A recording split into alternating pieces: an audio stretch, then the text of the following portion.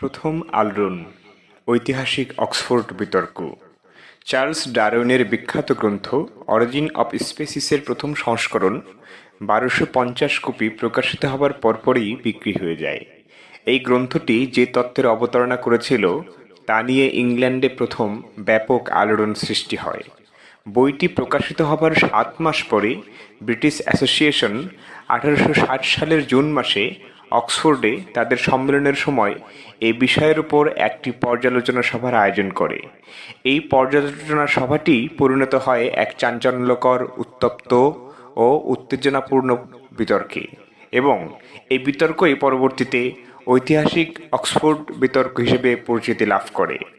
এই বিতর্কে ডারউইনের বিবর্তনবাদের বিরোধী ছিলেন জীববিজ্ঞান সম্পর্কে সম্পূর্ণ অজ্ঞ অক্সফোর্ডের বিশপ স্যামুয়েল উইলবারফোর্স, এবং ডারউইনের পক্ষে দাঁড়ান বিখ্যাত প্রকৃতিবিজ্ঞানী এবং ডারউইনের সুহৃদ থমাস হেনরি হ্যাক্সলি। উইলবারফোর্সের আক্রমণাত্মক কথার ফলেই উত্তপ্ত বিতর্কের সূত্রপাত হয়। বলা বাহুল্য, তার বিতর্কে আবেগ ও উপহাসের প্রাচুর্য থাকলেও কোনো বৈজ্ঞানিক যুক্তি ছিল না। তিনি হ্যাক্সলিকে উপহাস করে জিজ্ঞাসা করেন, তার মাতৃকুল না পিতৃকুল নরবানর ছিল। এতে হ্যাক্সলি নিজের বক্তব্য দিতে গিয়ে বলেন, বিজ্ঞানের স্বার্থেই তিনি বিতর্কে অংশগ্রহণ করছেন, এবং বিশপের উপহাসের জবাবে বলেন, আমি বানরের বংশধর হতে লজ্জাবোধ করি না, কিন্তু একজন সত্যের অপলাপকারীর সাথে সম্পর্কিত হতে লজ্জাবোধ করি। সঙ্গে সঙ্গে আলোচনার পরিস্থিতি চরম উত্তেজনাপূর্ণ হয়ে পড়ে। উপস্থিত একজন মহিলা চিৎকার করে অজ্ঞান হয়ে পড়েন, এবং নাটকীয়ভাবে ডারউইনের সমুদ্র অভিযানের জাহাজ বিগলের অধিনায়ক ক্যাপ্টেন ফিটজরয় হলের পিছনের দিকে উঠে দাঁড়িয়ে হাতে একটি বাইবেল উঁচিয়ে নাড়তে থাকেন। এদিকে এই ঘটনা বিকৃত হয়ে রটে যায় যে হ্যাক্সলি বলেছেন যে তিনি বিশপ হবার চেয়ে বানর হতেই পছন্দ করবেন। সেদিন থেকেই হ্যাক্সলি ডারউইনের প্রধান যোদ্ধায় পরিণত হন, এবং তাকে বলা হতো ডারউইনের বুলডগ।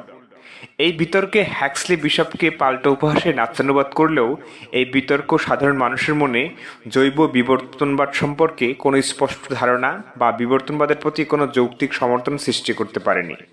এই ধরনের আবেগ ও উপহাসের দ্বন্দ্ব মানুষের মনে কোনো যৌক্তিক ধারণা সৃষ্টি করতে পারে না, বরং এই ধরনের আলোচনা থেকে সাধারণ মানুষ তাদের পূর্ব নির্ধারিত ধারণার বশবর্তী হয়েই সিদ্ধান্ত নিয়ে থাকে।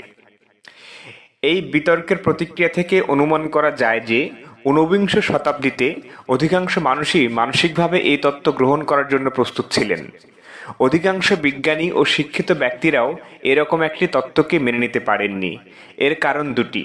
নিউটন এবং তার সমসাময়িক বিজ্ঞানীদের ধারণা ছিল ঈশ্বর পৃথিবীতে বহু বছর পূর্বে যেভাবে সৃষ্টি করেছেন এটি বর্তমানেও সেভাবেই আছে। অষ্টাদশ শতাব্দীর শেষ দিক থেকেই এই ধারণাকে চ্যালেঞ্জ করতে থাকেন বিজ্ঞানীরা। ভূতাত্ত্বিক জেমস হাটন ও পরবর্তীতে চার্লস লয়েল পৃথিবীর পরিবর্তনশীলতার প্রমাণ ও ব্যাখ্যা উপস্থাপন করেন, যা বাইবেলে বর্ণিত পৃথিবী সৃষ্টির ধারণার পরিপন্থী ছিল। যদিও ঊনবিংশ শতাব্দীর জ্ঞান বিজ্ঞানের সর্বক্ষেত্রে বৈজ্ঞানিক পদ্ধতি প্রবর্তনের প্রচেষ্টা ছিল, কিন্তু একথাও ঠিক যে এই শতাব্দীর দ্বিতীয়ার্ধেও অধিকাংশ বিজ্ঞানী মনে করতেন বিজ্ঞানের মূল লক্ষ্য হল ঈশ্বরের সৃষ্টির রহস্য খুঁজে বের করা। বিবর্তনবাদ এই ধারণাকে আঘাত করে, এর চেয়েও গভীর আঘাত করে। সে হেনেছিল মানুষ ও তার নৈতিক বোধের বিকাশকে জড়জগতের বিকাশের সাথে একীভূত করার ফলে। মানুষ, বস্তুজগৎ ও ইতর প্রাণী একই পদবাচ্য, এই ধারণা ঊনবিংশ শতাব্দীর বহু যৌক্তিক মানুষের দীর্ঘদিনের লালিত আবেগকে আহত করেছিল। অক্সফোর্ড বিতর্কে এই মাঝামাঝি পর্যায়ের যৌক্তিক মানুষেরা ছিলেন না। তারা পরবর্তীতে নানাভাবে তাদের বিতর্ক ও বিরোধিতাকে উপস্থাপন করেন। এ সম্পর্কে আমরা পরে আলোচনা করব। এই বিতর্কের দুই পক্ষ তৎকালীন ইংল্যান্ডের চরম দুই অংশের প্রতিনিধি। উইলবারফোর্স মৌলবাদী পুরনো পশ্চাৎপদ ধারণার প্রতিনিধি, অন্যদিকে হ্যাক্সলি ছিলেন সেই বিকাশমান ধারার প্রতিনিধি, যারা অতি প্রাকৃত কোনো ঘটনায় বিশ্বাস করতেন না এবং বিশ্বাস করতেন জ্ঞান কেবল বৈজ্ঞানিক পদ্ধতি ও আধুনিক অভিজ্ঞতার মাধ্যমেই অর্জন করা যায়। এই বিতর্কে হ্যাক্সলির সদর্প উপস্থিতি প্রতীকীভাবে ভবিষ্যতে এই শেষোক্ত ধারার বিকাশের সম্ভাবনাকে যেন মূর্ত করে তুলেছে।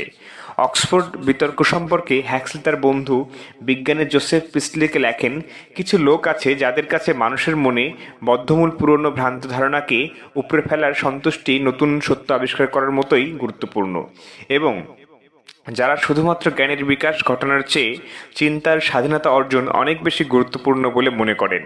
অক্সফোর্ড বিতর্কের যত সীমাবদ্ধতাই থাক, এই আলোড়ন যে ঊনবিংশ শতাব্দীর মুক্ত চিন্তা বিকাশের পথে একটা মাইলস্টোন, হাক্সলির এই উক্তি থেকেই তাই স্পষ্ট হয়ে ওঠে।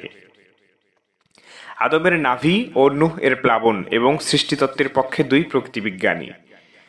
পৃথিবী ও মানব জাতির সৃষ্টি সম্পর্কে ধর্মীয় ধারণাকে ঊনবিংশ শতাব্দীতে বিবর্তনবাদ ভীষণভাবে নাড়িয়ে দিয়েছিল। ইউরোপের ধর্মান্ধ ব্যক্তিরা এই তত্ত্বের বিরুদ্ধে প্রথমে কিঞ্চিত স্থূলভাবে মারমুখী হলেও পরে যুক্তির মাধ্যমে এগুতে শুরু করে। তখন থেকেই বিবর্তনবাদকে বিরোধিতা করতে গিয়ে পাল্টা মতবাদ হিসেবে ধর্মে বর্ণিত সৃষ্টিতত্ত্বকে প্রতিষ্ঠিত করার চেষ্টা চলে আসছে। জেনেসিস হলো ওল্ড টেস্টামেন্টের বর্ণিত সৃষ্টির সেই কাহিনী, যা খ্রিস্টান, মুসলিম ও ইহুদি সহ পৃথিবীর অধিকাংশ মানুষের ধর্মবিশ্বাসের অংশ। ঊনবিংশ শতাব্দী পর্যন্ত এই সকল বিশ্বাস ছিল যে সকলের কাছেই প্রশ্নাতীত।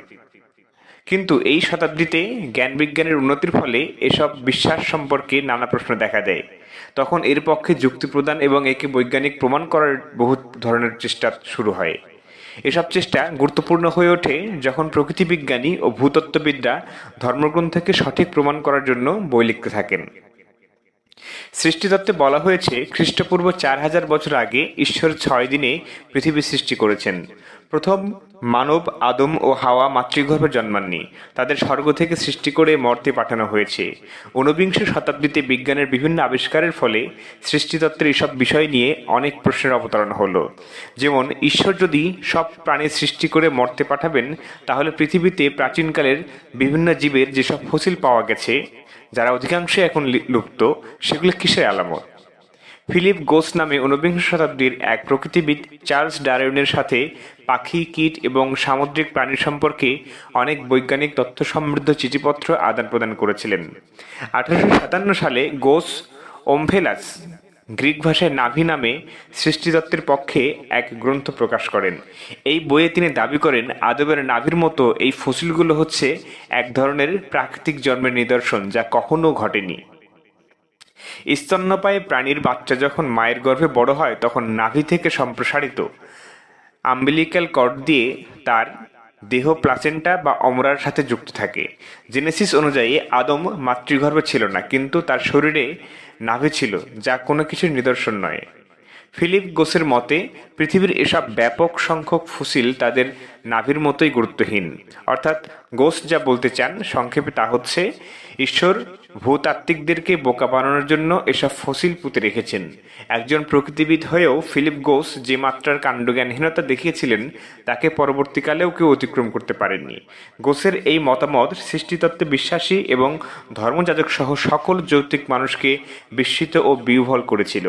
এর মধ্যে উল্লেখযোগ্য হচ্ছে ধর্মযাজক চার্লস কিংসলির প্রতিক্রিয়া। তিনি বলেন, ধর্মগ্রন্থকে রক্ষা করার জন্য যদি এভাবে সত্য ও কাণ্ডজ্ঞানকে পদদলিত করতে হয়, তাহলে আমি অবশ্যই ধর্মগ্রন্থকে ত্যাগ করে কাণ্ডজ্ঞানের পাশে দাঁড়াতে চাই।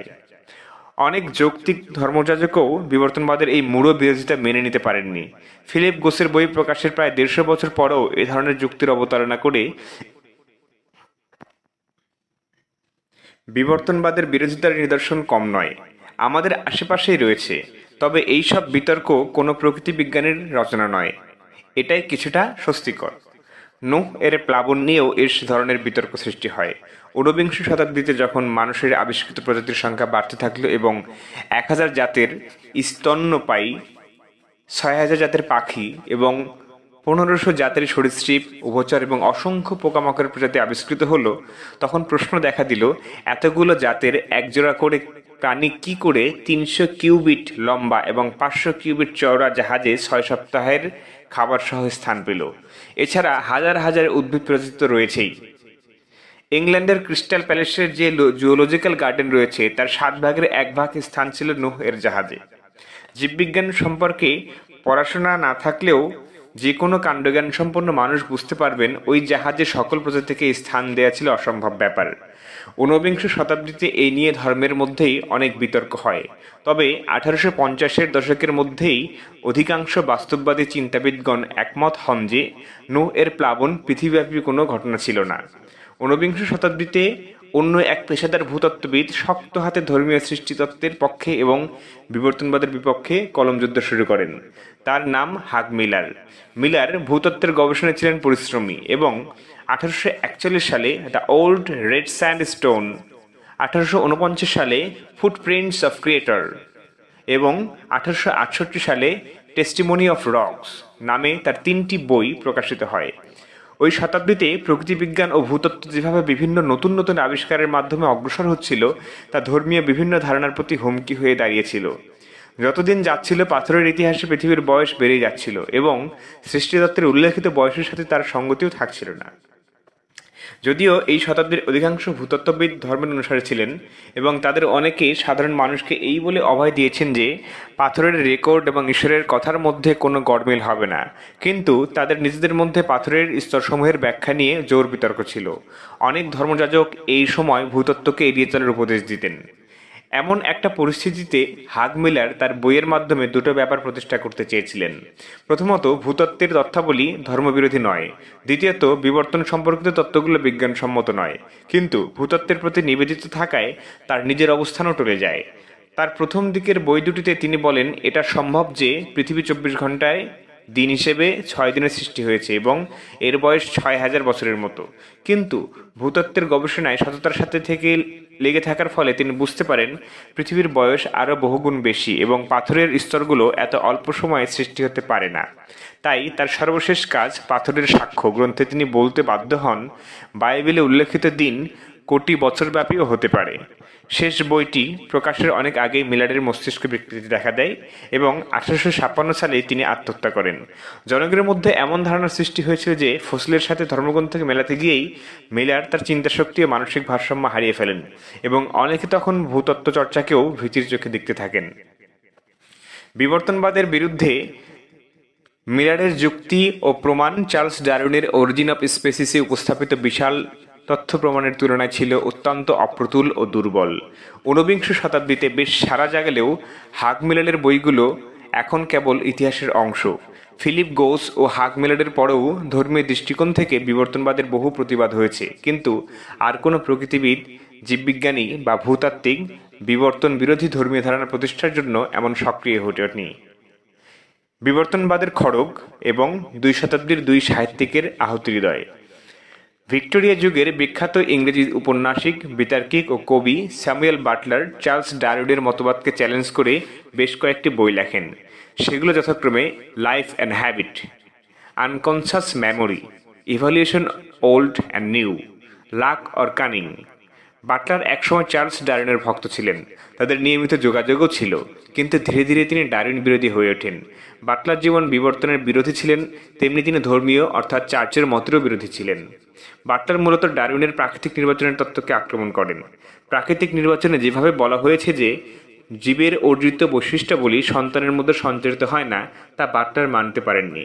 তার মতে মানুষ জীবদ্দশায় যা অর্জন করলো তা যদি পরবর্তী প্রজন্মে সঞ্চারিত নাই হবে, তাহলে কোনো প্রগতিই ঘটবে না, কেবল অবক্ষয় ও মৃত্যুর দুঃস্বপ্ন টিকে থাকবে।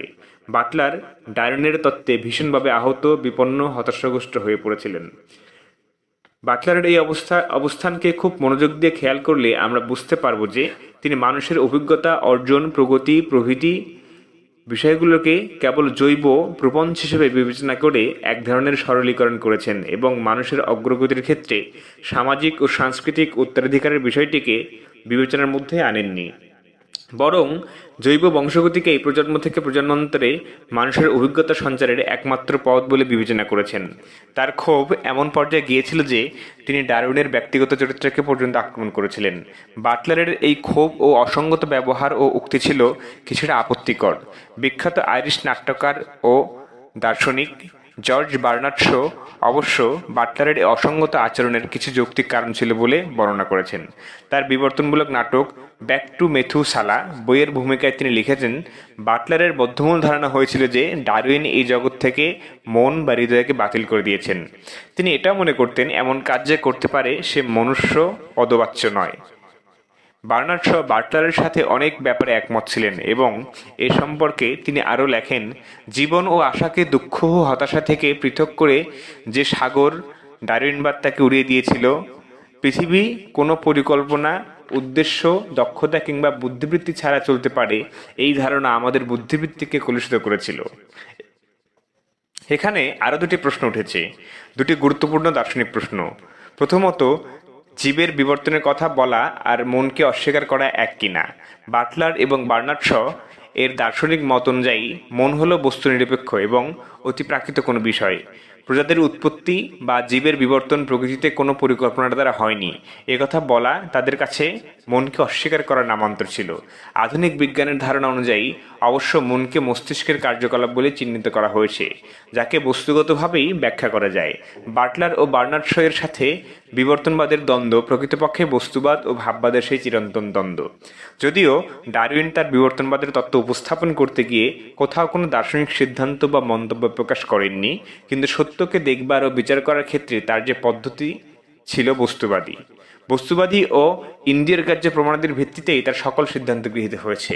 প্রাকৃতিক নির্বাচন যেহেতু সচেতন কোনো প্রক্রিয়া নয়, বরং যথেচ্ছ প্রক্রিয়া, এই প্রক্রিয়ার দ্বারা জটিল জৈব প্রপঞ্চগুলো সৃষ্টি হয়েছে, এটা সত্য হিসেবে প্রতিষ্ঠিত। সমস্ত বিশ্বই পরিকল্পনা ছাড়াই তৈরি হতে পারে, পরোক্ষভাবে এই সিদ্ধান্ত প্রতিষ্ঠিত হয়। তাই তারা প্রাকৃতিক নির্বাচনকে কেবল ভ্রান্ত নয়, নৈতিকতার আক্রমণাত্মক, হতাশা উদ্রেককারী ও দায়িত্বহীন একটি মতবাদ বলে অভিহিত করেন। বাটলার এবং শয়ের প্রতিক্রিয়া থেকে আরেকটি ব্যাপার আমাদের কাছে স্পষ্ট হয়ে ওঠে, তা হলো প্রাকৃতিক নির্বাচনের তত্ত্বটি চার্লস ডারউইনের তত্ত্বকে পূর্ববর্তী বিবর্তনবাদী মতবাদ থেকে ভিন্ন একটি মাত্রা প্রদান করেছে। শুধু পদ্ধতিগতই নয়, দার্শনিকও বটে। বার্নার্ড শ অবশ্য বাটলারের মতো এত মারমুখী ছিলেন না। তিনি ডারউইনের প্রতিভাকে ছোট করে দেখেননি। তার নাটকে তিনি টি.এইচ. হ্যাক্সলির আদলে প্রফেসর হেনরি হিগিন্স চরিত্রটি তৈরি করেন। তবে শয়ের ধারণাগুলি ছিল জগা খিচুড়ির ধরনের, এক ধরনের সমাজতন্ত্র ও বিবর্তনবাদের মিশ্রণে পড়ে গিয়েছে তার নতুন ধর্ম। এই ধারণার অপর নাম হচ্ছে সৃষ্টিমূলক বিবর্তনবাদ বা ক্রিয়েটিভ ইভলিউশন। এই তত্ত্ব অনুযায়ী ইলান ভাইটাল নামক এক জৈবনিক শক্তি আছে, যা বস্তুকে জটিলতার প্রপঞ্চের দিকে এবং অগ্রগতির পথে এগিয়ে নিয়ে যায় অসীম পর্যায় পর্যন্ত। তার এসব মতবাদের ছাপ পড়েছে তার ডন জিওভান্নি ইন হেল এবং ম্যান অ্যান্ড সুপারম্যান নাটকে। জৈব বিবর্তনবাদ পৃথিবী থেকে হৃদয় ও আশাবাদকে ধ্বংস করেছে, মানুষের নৈতিকতা ক্ষতিগ্রস্ত করেছে এবং এমন অভিযোগ বর্তমানে আর ধুপে টিকছে না। বিশেষত জীববিজ্ঞানের দ্বারা এই মতবাদ অবিসংবাদিতভাবে গৃহীত হওয়ার পর এবং ব্যাপকভাবে স্কুল কলেজে পাঠ্য হওয়ার পর, এছাড়া মানুষের শরীরতত্ত্বের জ্ঞান অগ্রসর হওয়ার পর এখন স্পষ্টভাবে জানা গেছে যে মানুষের মানসিক ক্রিয়াকর্ম, এমনকি আবেগ অনুভূতিও মস্তিষ্কের ক্রিয়া, এবং এই ক্রিয়া প্রক্রিয়াগুলো কিভাবে চলে তার পরিপূর্ণ বস্তুগত ব্যাখ্যা এখন পাওয়া গেছে। ডারউইনের মতবাদের প্রতি বাটলার ও শয়ের প্রতিক্রিয়া কিছুটা আবেগতাড়িত। প্রায় 100 বছর পরেও শয়ের নাটক দেখে আনন্দ পায় মানুষ, অথচ অধিকাংশ মানুষই হয়তো জানেন না বা বুঝতে পারেন না যে এই নাটক শয়ের নতুন ধর্মকে প্রতিষ্ঠা করার জন্য লেখা হয়েছিল। সাহিত্যিক বিদ্রূপ এবং বিবর্তনবাদী মহীরুহ পিতামহ ও পৌত্র। ডারউইনের অরিজিন অফ স্পেসিস প্রকাশিত হবার বছর তিনেক পরেই ঊনবিংশ শতাব্দীর ইংরেজ কবি, প্রকৃতিবিদ, ধর্মযাজক, সমাজ সংস্কারক এবং ঔপন্যাসিক চার্লস কিংসলি তার মতবাদকে বিদ্রূপ করে একটি স্যাটায়ার জাতীয় লেখা প্রকাশ করেন। বইটি ছিল শিশুদের উপযোগী করে লেখা এবং লেখক এটিকে তার 4 বছরের পুত্রের জন্য উপহার হিসেবে দিয়েছিলেন। ঊনবিংশ শতাব্দীতে ধর্মের পক্ষ থেকে বিবর্তনের কোনো মানসম্পন্ন বিরোধিতা হয়নি। অক্সফোর্ড বিতর্কের মতো ধর্মীয় বিরোধিতাগুলি যুক্তিহীন এবং গালাগালি ও ধিক্কারে পরিপূর্ণ। তবে ওই শতাব্দীর প্রতিভাবান সাহিত্যিকগণ বিবর্তনবাদ ও ভিক্টোরিয়া যুগের বিজ্ঞানের নতুন দৃষ্টিভঙ্গিকে বিরোধিতা ও বিদ্রূপ করে কিছু কিছু সাহিত্য মানসম্পন্ন লেখা লিখেছেন। এর মধ্যে উল্লেখযোগ্য একটি হচ্ছে চার্লস কিংসলি রচিত ওয়াটার বেবি বা জল শিশু। গল্পটি ছিল এরকম: টম নামের একটা ছোট ছেলে চিমনি পরিষ্কার করার কাজ করত। একদিন হঠাৎ অলৌকিকভাবে সে 4 ইঞ্চি সাইজের ছোট মাছের মতো ফুলকাওয়ালা জলশিশু হয়ে গেল। টমের ভাষায় পাঠক এই বিবর্তনমূলক অবক্ষয়কে অসম্ভব বলে ভাববেন না। এ যুগের বিজ্ঞান বিশারদগণ কিন্তু প্রাকৃতিক প্রপঞ্চের ব্যাপারে যথেষ্ট উদার মনোভাবের জন্ম দিয়েছেন, যদিও তারা সবসময় নিজের কল্পনার সীমাবদ্ধতাকে প্রকৃতির উপর আরোপ করে থাকেন। টমের মন্তব্যে বিদ্রূপের ধার থেকে বোঝা যাচ্ছে রচনাটি নিছক শিশুতোষ ছিল না। কিংসলি তার রচনায় আরও দেখান যে কতগুলো বাচ্চা ছেলে মেয়ে নিজের ইচ্ছামতো যে কোনো কাজ করতে গিয়ে ধীরে ধীরে কথা বলার ক্ষমতা হারিয়ে ফেলে এবং পরে বানর হয়ে যায়। কিংসলির ভাষায়, কে বলে জল শিশুর অস্তিত্ব নেই? আপনি কি করে জানলেন ওরা নেই? আপনি কি ওদের কাছে গিয়েছিলেন? সেখানে গিয়ে যদি দেখা যায় জলশিশুরা নেই, তাহলে কি বলা যাবে তাদের অস্তিত্ব ছিল না? কিংসলে মনে করতেন জীবের বিবর্তন সম্পর্কে ডারউইন এবং অন্যান্য বিজ্ঞানীদের মতবাদ কাল্পনিক ধারণা বা কল্পনা কাহিনীর সমগোত্রীয়। তাই বিবর্তনবাদের অসারতা প্রমাণ করার জন্য তিনি এক উদ্ভট কাহিনী ফেদে এর যথার্থতা দাবি করেছেন। অর্থাৎ সাধারণ পাঠকের কাছে তার মূল বক্তব্য হচ্ছে, আমার লেখাটি যদি আপনাদের কাছে এতই উদ্ভট মনে হয়, তবে ডারউইনটা নয় কেন? কিংসলের লেখাটি পাঠ করলে পাঠক বুঝতে পারবেন যে বিবর্তনের সপক্ষে বহু সহস্র প্রমাণ সম্বলিত বইগুলোর একটিও তিনি পড়েননি। এমনকি জীবজগতের সামগ্রিকতা বোঝার জন্য জীব বিজ্ঞানের যে ন্যূনতম পাঠ থাকা প্রয়োজন তাও তার ছিল না। তবে রচনার উৎকর্ষতার কারণে একটা মজার রচনা হিসেবে বেশ আদৃত হয়েছিল জলশিশু। বিরোধিতাকারীদের মধ্যে এই ধরনের বিদ্রুপাত্মক রচনা উৎসাহদায়ক এবং আসর গরম করার মতো, কিন্তু কিছুটা আশ্চর্যের ব্যাপার হলো এটি শিশুদের জন্য একটি চিরায়ত মজার রচনা হিসেবে পরিচিত পেলেও পরবর্তী প্রজন্মের পাঠকরা হয়তো জানেনই না ঊনবিংশ শতাব্দীতে বিবর্তনবাদকে বিদ্রুপ করার জন্য এটি রচিত হয়েছিল। বিবর্তনবাদের বিরোধিতাকারীরাও এটিকে আর তাদের সপক্ষে ব্যবহার করেননি। তবে জলশিশুর কাহিনী এখানেই শেষ নয়। এর একটি বাস্তব অধ্যায় আছে যা কল্পিত কাহিনীর চেয়েও চমকপ্রদ। জলশিশু বইটিতে একটি কাল্পনিক ছবি আঁকা হয়েছে, যেখানে দেখা যাচ্ছে একটা কাচের জারের মধ্যে একটা জলশিশুকে বন্দি করা হয়েছে এবং ভিক্টোরিয়া যুগের বিজ্ঞানের দুই দিকপাল ব্রিটিশ মিউজিয়ামের অ্যানাটমি বিশেষজ্ঞ অধ্যাপক রিচার্ড ওয়েন এবং বিবর্তনবাদী জীববিজ্ঞানী অধ্যাপক টি.এইচ. হাক্সলি বড় বড় ম্যাগনিফাইং গ্লাস দিয়ে ওগুলোকে দেখার চেষ্টা করছেন। 1892 সালে টি.এইচ. হাক্সলি পুত্র জুলিয়ান হাক্সলির, যিনি বিংশ শতাব্দীর শ্রেষ্ঠতম বিবর্তনমূলক জীববিজ্ঞানী ছিলেন, বয়স ছিল মাত্র 5 বছর। জুলিয়ান জলশিশু বইয়ে উপরোক্ত ছবিটি দেখতে পায়। এই উজ্জ্বল শিশু তার কৌতূহল ও আগ্রহকে পরিপূর্ণ করার জন্য তার পিতামহকে একটি চিঠি লিখে জিজ্ঞেস করে, দাদু, তুমি কি জলশিশু দেখেছ? তুমি কি ওকে বোতলের ভেতরে ভরেছিলে? ও বাইরে বের হলে কি খুব অবাক হওয়ার মতো ব্যাপার ঘটবে? আমি কি কোনোদিন ওকে দেখতে পাবো? ছোট্ট জুলিয়ান তার পিতামহের কাছে থেকে সস্নেহ ও অর্থময় জবাব পেয়েছিল। টি.এইচ. হাক্সলি লেখেন, প্রিয় জুলিয়ান, আমি কখনো জলশিশু দেখিনি। আমি জলের মধ্যে শিশু দেখেছি, আবার বোতলের ভেতরেও শিশু দেখেছি। জলের শিশু কোনো বোতলে ছিল না এবং বোতলের শিশু জলে ছিল না। আমার যে বন্ধুটি এই গল্পটি লিখেছেন তিনি খুব দয়ালু এবং চালাক মানুষ। তিনি হয়তো ভেবেছেন আমি তার মতোই জলের মধ্যেও দেখতে পাই। এমন অনেক লোক আছেন যারা একটা জিনিসের মধ্যে অনেক বেশি দেখতে পান, অথচ অন্যরা ওই একটি জিনিসে তেমন কিছু দেখেন না। আমার বিশ্বাস তুমি যখন বড় হবে তুমি অনেক বেশি দেখার শক্তি সম্পন্ন একজন হবে। জলশিশুর চেয়েও অনেক চমৎকার সব জিনিস দেখতে পাবে, যা অন্যেরা মোটেও দেখতে পারে না। টি.এইচ. হাক্সলির এই আশাবাদ তার পৌত্রের জীবনে পরিপূর্ণভাবে সত্য হয়েছিল। জুলিয়ান বড় হয়ে বিংশ শতাব্দীর শ্রেষ্ঠ জৈব বিবর্তন বিজ্ঞানী হিসেবে আত্মপ্রকাশ করেন। তার লিখিত জৈব বিবর্তনের আধুনিক তত্ত্বের সামগ্রিক আলোচনা সম্বলিত শ্রেষ্ঠ গ্রন্থ ইভলিউশন দ্য মডার্ন সিনথেসিস প্রকাশিত হয় 1942 সালে। কিন্তু এর চেয়েও আশ্চর্য যে ব্যাপারটি ঘটেছে তা হলো জুলিয়ান হাক্সলি সত্যিই তার জীবনে এক জলশিশু নিয়েই কাজ করেন, যা জৈব বিবর্তনের গবেষণার এক মাইল ফলক। ব্যাঙাচি থেকে ব্যাঙ হওয়ার ঘটনা আপনারা সবাই জানেন। ব্যাঙাচি তার স্বভাব ও অন্যান্য জৈবনিক বৈশিষ্ট্য সম্পূর্ণ মাছের মতো, কিন্তু ব্যাঙাচি যতই পূর্ণতা পেতে থাকে দেখা যায় যে তা মাছ থেকে ক্রমান্বয়ে স্থলচর একটা প্রাণীতে পরিণত হতে থাকে। তার পা গজায়, লেজ ছোট হতে থাকে এবং একসময় লেজ বিলুপ্ত হয়। ফুলকার নিঃশেষে ফুসফুস গড়ে ওঠে, অর্থাৎ ব্যাঙাচিকে বলা যায় ব্যাঙের জলশিশু। স্যালামান্ডার নামক একরকম ব্যাঙ জাতীয় প্রাণী আছে যারা ব্যাঙাচি স্তর থেকে আর বড় হয় না। ওদের ফুলকা থেকে যায়, পা গজায় না, ফুসফুস গজায় না, লেজ লুপ্ত হয় না এবং সারা জীবন ওরা ওরকমই থেকে যায়।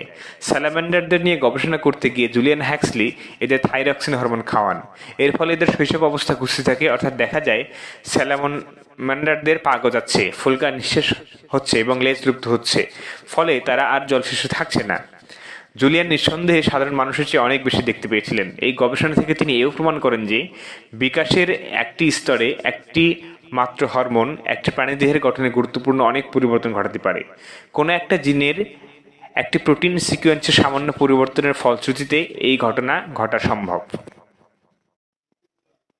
প্রথম আলোড়ন।